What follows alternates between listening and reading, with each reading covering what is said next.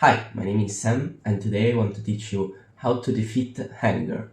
So, we usually experiment anger when someone does something that we don't like, that maybe we explicitly said them not to do. And it's usually the ones close to us, because we usually don't expect the ones close to us to fail us or to maybe do something that they know we wouldn't like. Or maybe we feel anger towards ourselves because we failed at something. Or maybe we feel anger towards someone that we're not really close to them. Maybe our teacher because they gave us a bad vote. So let's talk about these three types of anger.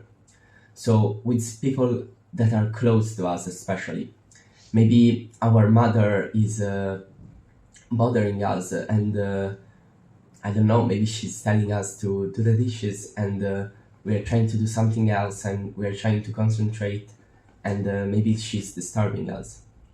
So the first thing is to have a very clear communication.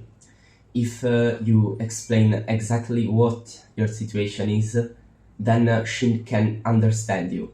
And that is a key word for this video, understanding.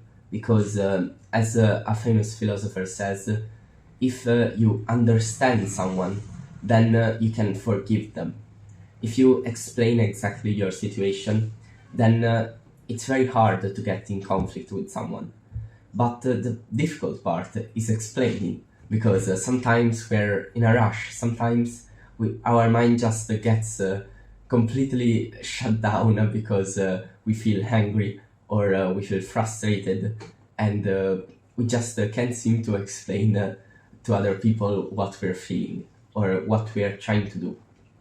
So in this moment, it's important to take a physical step back. Look at the situation from a little bit far apart. Just one step back, one or two, because this will help you to broaden your vision and to understand that usually it's something very insignificant that looks very important in that moment, but that isn't really. And then trying to breathe and explain your situation. So try to explain to other people your situation and try to understand others people's situation. Maybe your mom is in a rush too. Maybe she has else going on and she's having a difficult day too. It's important, especially with the close one, maybe it's not your mom, but one of your friends, to understand that you are close. So maybe it's one of your parents or maybe it's one of your friends. And at the end of the day, you love each other and you just want to help each other. So really try to understand others and make yourself understandable. It's hard, but as I said, it's important to take a couple of steps back, physically take a couple of steps back. The second type of anger, as I said, is being angry at yourself. Maybe you did a bad habit that you said that you would never do, and now you're angry at yourself. Or you got a bad result on a test, and now you're angry at yourself. It's a good feeling because that anger pushes you to do better, but it's also important not to get too attached to these feelings, because if you get too attached and to concentrating just on the feeling and you don't think where you can improve, then you will just get stuck and maybe even create limiting beliefs about yourself. I just can't do it, I'm not able. It's important to try again. You can do nothing about what happened.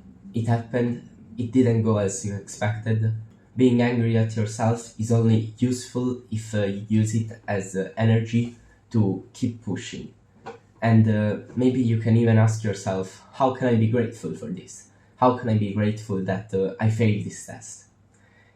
It can make you angry to ask yourself this question, but if you truly think about it, maybe you will find a couple of reasons. The third type of anger is being angry at someone that you're not really close to.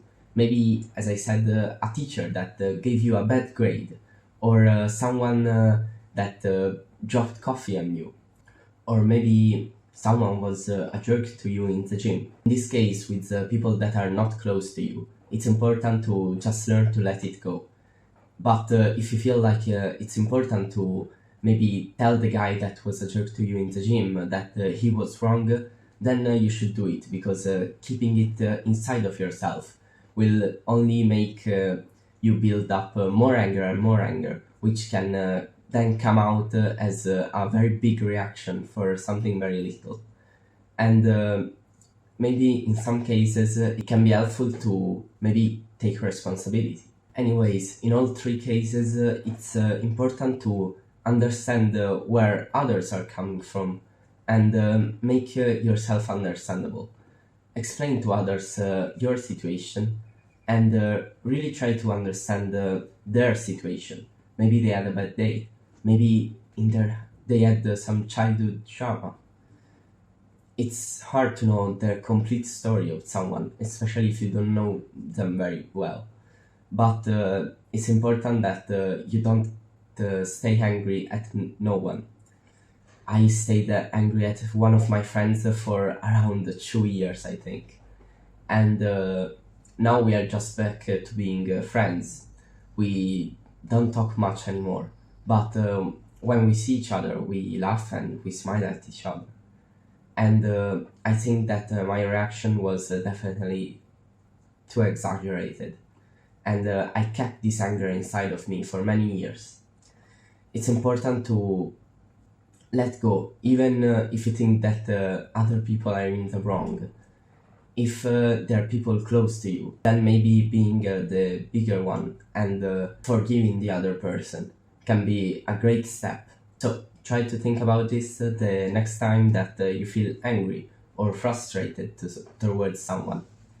And I hope this video helped you. Remember to always give it your best. Bye.